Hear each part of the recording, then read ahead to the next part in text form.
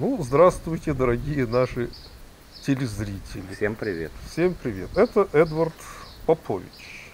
Он же Стардиггер. Он же Стардиггер. Точно так же небезызвестный в наших очень широких узких кругах. Вот. Теперь мы приехали к нему показать его обсерваторию. Ну и Эдвард расскажет. Она находится недалеко от города Кагарлык, в селе Ивановка. Вот. Село Ивановка где-то там у нас за спиной. А если мы вот так вот повернемся, то вот там то, ради чего мы сюда приехали. Идем. В астропалатке вот размножился 350-й Ньютон. Это Васин. Он поедет в Рожен осенью. Здесь мы его будем доводить до ума. Палатка очень удобная вещь. Вон крышка, мне ее специальные чуваки сделали, сварили эту раму. А вместо ткани там эта фигня, которой фуры, знаешь, тенты для фур делают. Ну, понятно. Очень удобно, ни дождь, ничего не мешает. Там стоит вся аппаратура. Ну, это такое. Начало было.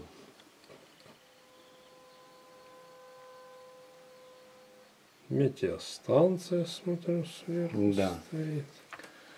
А потом пришла мысль, что нужно все это делать капитально, в конце концов. Ну и что там сделано, сейчас все вместе и увидим.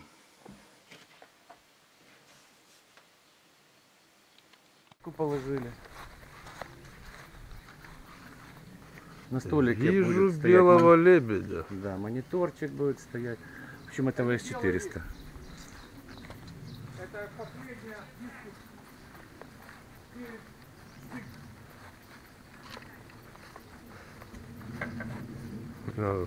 Так, ну прежде чем сюда зайти, надо, чтобы ты снял табличку имени Гамбы. Ага.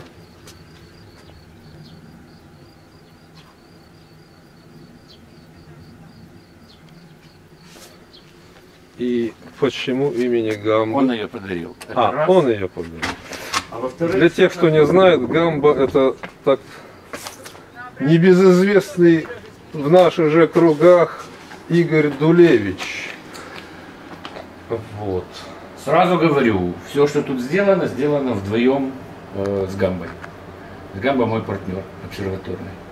Ну и товарищ по жизни. Куча всякого барахла. Стоит, естественно, Добсон, потому что иногда хочется визуалить. Добсон будет стоять в палатке, когда Вася все перевезет на Рожен. Туда переместится Добсон.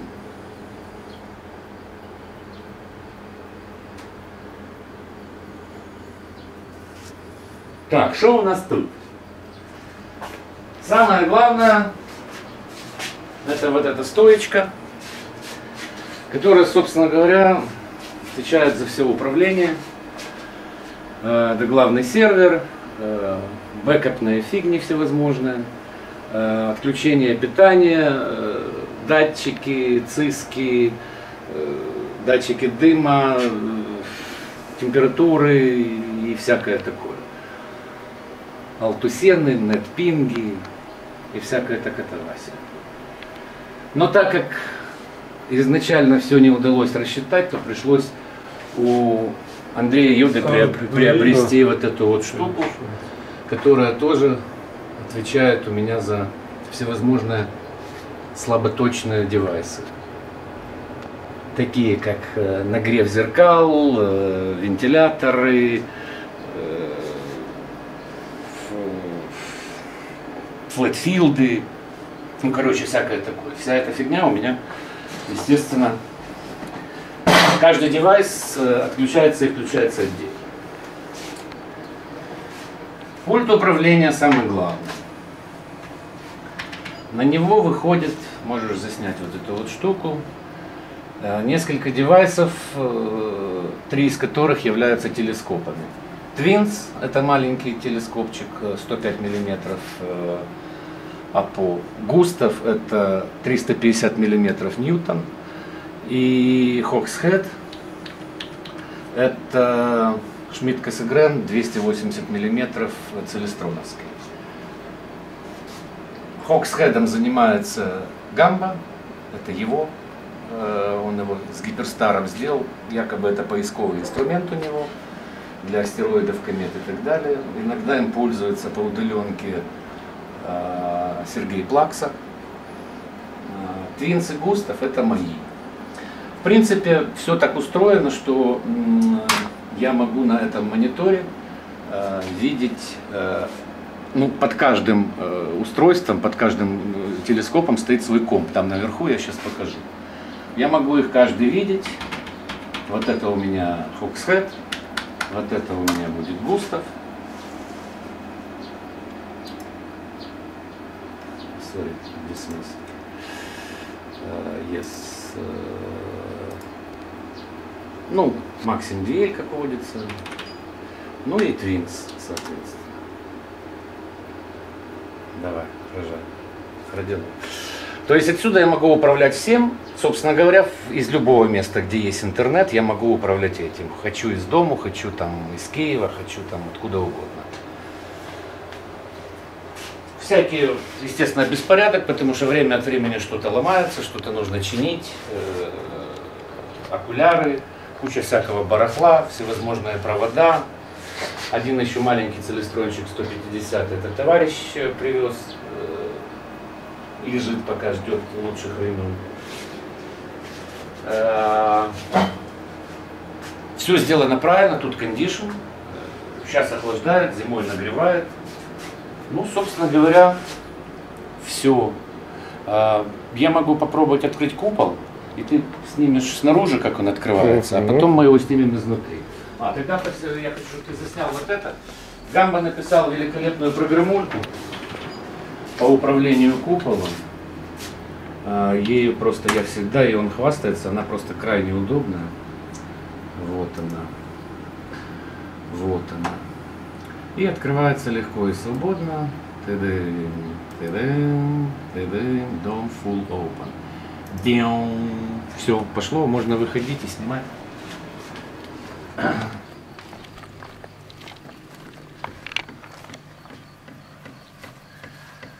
Купол можно открывать на любой угол.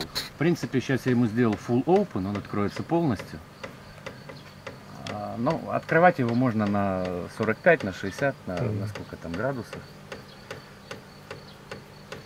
Особенно если снимаешь какой-то один участок неба, а с другого участка неба ветер, то эту створку я не открываю. Купол это поляки или кто? Нет, это Макс Канарский в Эстонии сделал. То есть это хендмейдовский тоже, да? Да, и оттуда он мне прислан. Растамаживал я его как каплычку. Серьезно. Тобто це у нас предмет культу, ну, да? Да, но чувак искал. Каплычка. Он не знал, подкуда этот купол подвести. Говорит, давай как каплычку проведем. Я говорю, ну давай, если так можно, то нет вопросов. Это таможенник, да? Да. Так что это у меня каплычка. Что только не бывает в Да, этой ну вот там жизни. погодная станция, засветка, скорость ветра, датчик дождя. То есть если дождик, а я сплю в это время, а идут съемки. Знаешь, что оно мне напоминает? Рот червяка, который открывает из Дюны, да, вот как раз вот что-то где-то оттуда. Открывается он 2,5 минуты.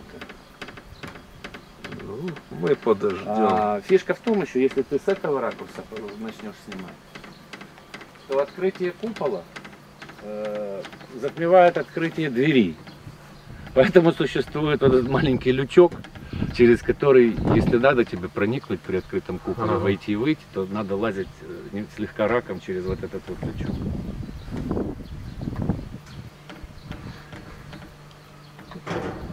Но невероятно удобно. Когда не надо тебе двигать откатную крышу и все такое. Ну да, как минимум. Кнопочку нажал, оно тебе открылось на нужный угол. Ну тут следует отметить, что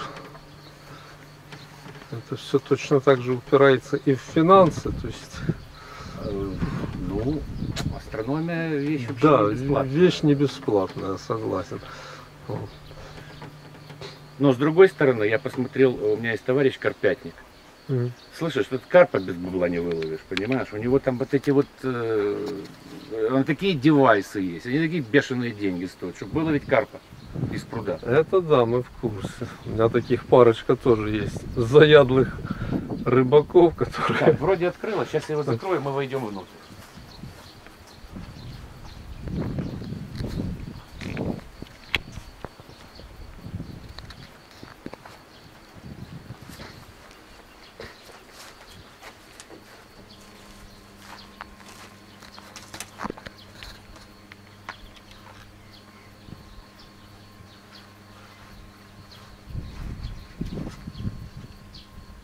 Ну, вот это погодная станция.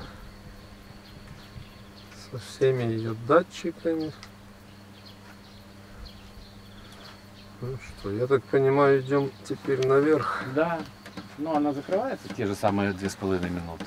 А, то есть мы теперь ждем чудо номер 2. Да.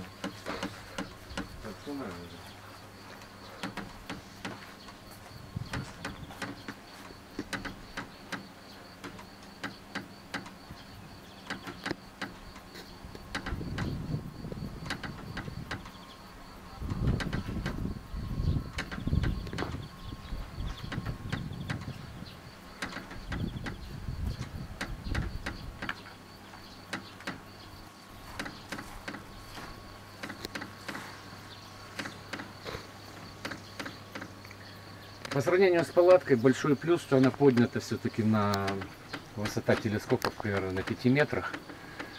И это сильно облегчает с образованием туманов, росы. Ну, это, да, согласен тут. Если есть возможность, это вообще всех, кто касается, кто хочет себе иметь обсерваторию, что если есть возможность Приподнять, да. приподнять ее хотя бы вот на высоту нескольких метров, а желательно, ну да, метров 5, действительно, это вообще уже не то чтобы идеально, но Ну, это довольно хорошо. уже хороший задел для того, чтобы потом среди ночи не иметь большую мороку.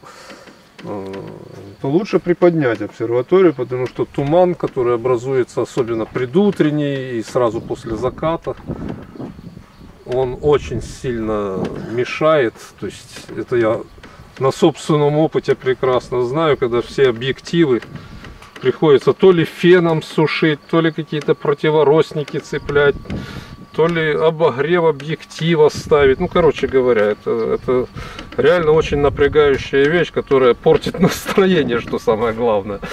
То есть ты вместо того, чтобы получать удовольствие, занимаешься какой-то борьбой. Особенно под утро, когда страшно хочется спать. Значит, заходим сюда.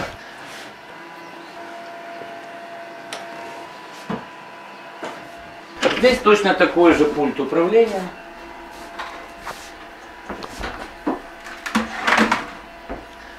Все, собственно говоря, могу отсюда точно так же я выйти на любой телескоп, посмотреть, что делается и так далее и тому подобное. Ну, начнем с чего? Начнем с того, что под каждой колонной стоит комп.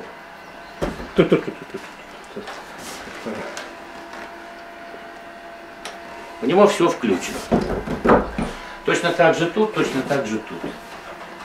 Это 350 миллиметровый Ньютон, камера сбит, всевозможные провода, которые там вентиляторы, обогревы. И он сейчас находится в парковочной позиции. Парковочная позиция нацелена строго на flat field, для того, чтобы снимать флеты. Флеты включаются тоже удаленно, необходимой яркости. Для тех, кто совсем новичков, объясняю. Flat field — это вот этот вот белый экран, который вот светится со средней яркостью. Да, светится равномерно по всему полю, для того, чтобы телескоп мог своеобразный отпечаток светового шума, что ли, вот так вот, если таким простым языком объяснить. Это маленький опошничек у меня. 105 миллиметров 700 фокусная. Flat field там решен немножко по-другому. Если ты подойдешь поближе, то ты увидишь, что я могу его для съемок, он у меня открывается таким вот образом. Когда я поснимал, я его закрываю, и вот эта панель у него светится с необходимой мне яркостью в зависимости от того, какой фильтр я применяю, узкополосный или не узкополосный и так далее. Монтировки все дискусовские. Ну, это мы видим, эти что две это VS-180, это VS-400. все белые лебеди. Вот, различных модификаций на различном грузоподъеме. Камера Atik, Lodestar в качестве гидирующей камеры.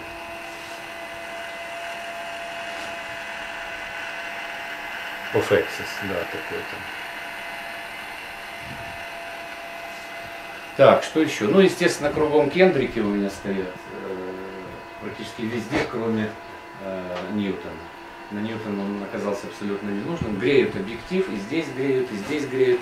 И вон там гидирующую камеру тоже кендрик меня греет, потому что она гадина запотевает. Кембрик имеется в виду вот это вот такой. Да, обогревающая лента. Опоясывающая Вот ее лента. блок специальный, где можно установить нужную точку росы. И он держит на 2-3 градуса выше, чем точка росы, что крайне удобно. Вот я так понял, какой-то Шмидт или Максутов, что это? Это этот Шмидт-Косолев. Шмидт-Косолев. Да. Вот эта вот штука, на которую ты оперся, Ты не уперся, об нее ударился. Это камера. Когда я удаленно нахожусь и мне что-то не нравится, что под куполом творится, я могу удаленно посмотреть, закрылся купол, не закрылся купол, в каком положении тот или иной телескоп находится. Нет ли посторонних? Очень удобно, очень удачная и удобная штука. Иногда полезно. Моя придумка, ноу-хау. Купол был без вот этих магнитов. И когда сильная гроза и ветер, его шатало, я не знаю что. Могло снести вот эти вот хлипкие. Магниты от домофонов. Да, совершенно верно. Вот, и я понял, что если поставить 3 магнита, то это будет уже намертво, они классно цепляются, и никакой ветер уже не страшен совсем. Ну что еще следует отметить? Тут вот flat field именно для этого телескопа. Но если туда заглянуть, то там находится колесо фильтров, гиперстар и камера триусовская. То есть оно сейчас снимает в прямом фокусе. И получается, что у нее 1 к 2. Если камеру ставить там, то будет 1 к 10. В прямом фокусе 1 к 2. Гамба сказал, что ему это надо для поисковых там каких-то. Ну правильно, потому что ему надо страшное получается. Чтобы быстро получать результат, а не ждать каждый снимок по несколько минут. Сейчас я начну закрывать. Это мы тоже с Гамбой сделали вот эти специальные герконовые датчики. Собственно говоря, чтобы мы автоматически знали, на какой угол открывается купол. Геркончик проходит мимо магнитика, дает на гамбовскую программу сигнал, и мы понимаем. Сейчас я буду закрывать, оно поедет, и ты все это увидишь.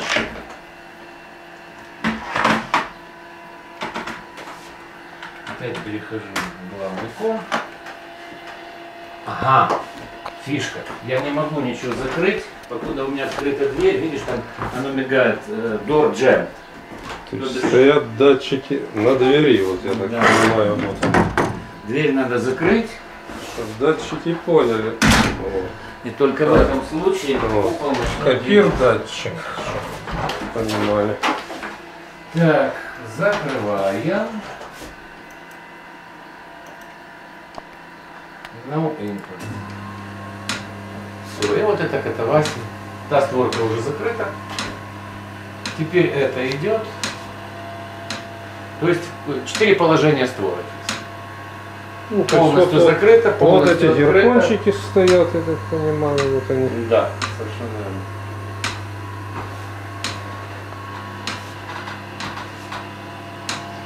И два положения на пол. Кто не знает термина в радиоэлектронике, геркон — это герметический контакт, расшифровывается человеческим языком.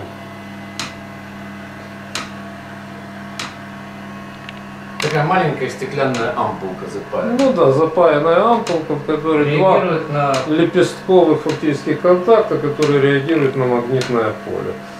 Вот. И замыкаются или размыкаются. А вот это вот магниты лишние. Лишние. Кому лишние магниты? По сходной цене. Да, эти вот магниты стоят на вот этом моторчике и проходят мимо геркона. Это микротач, который делает мне фокусировку.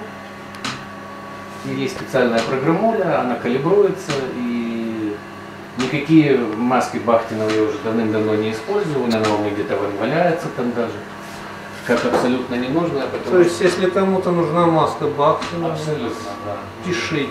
Да. А можете не писать, наверное, я эти заберу. Потому что Focus Max, ну то есть маска Бахтина мне была нужна для того, чтобы откалибровать микротач. Ну понятно. Темнеет, однако. Ну да. Вот мы оказались. Вот оно, видишь, щелкнули магниты, вон они зелененькие загорелись, оно схватилось. Вот, схватилась магнитики, показывает, вот, загорелась.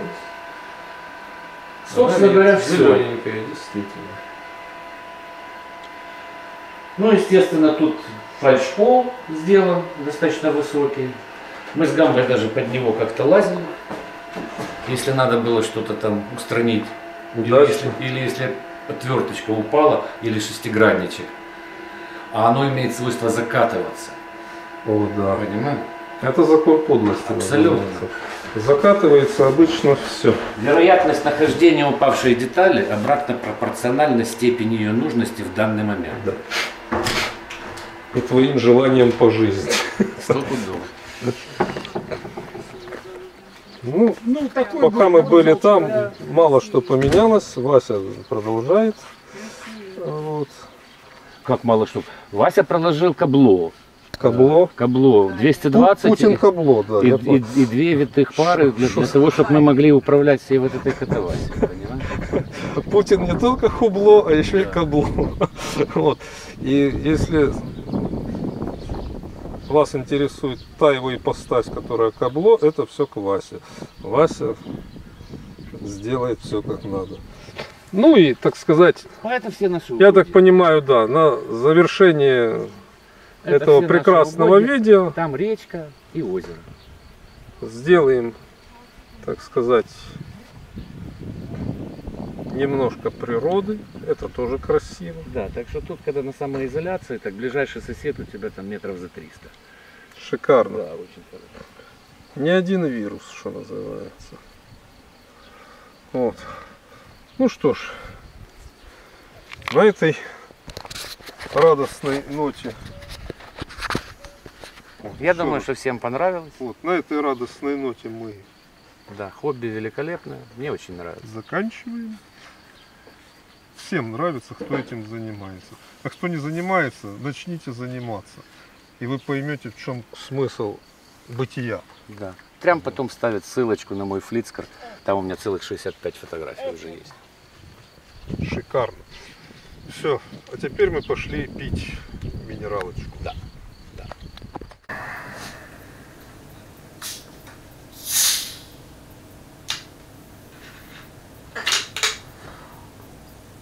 Минералочка гидрокарбонатная натриевая.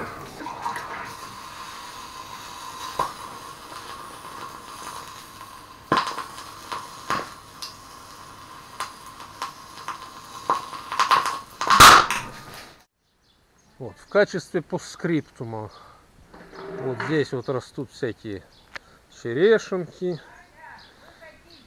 клубнички. А клубник ведрами будет, видишь?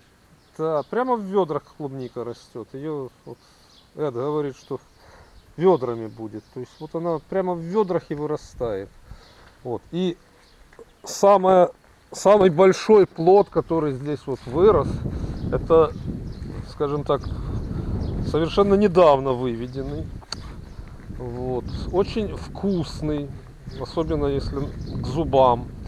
Вот. Вот такая вот большая синяя груша. Вот.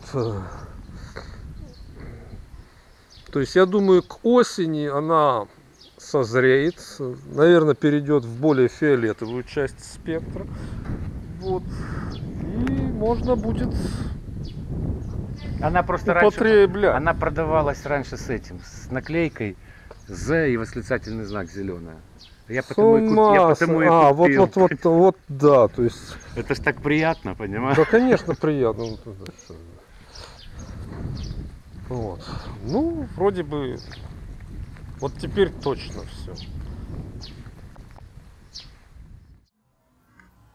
Главное, никому не говорите, что канал Клуба Астрополис лучший. Почему говорю это шепотом? Потому что ночь на дворе, люди спят.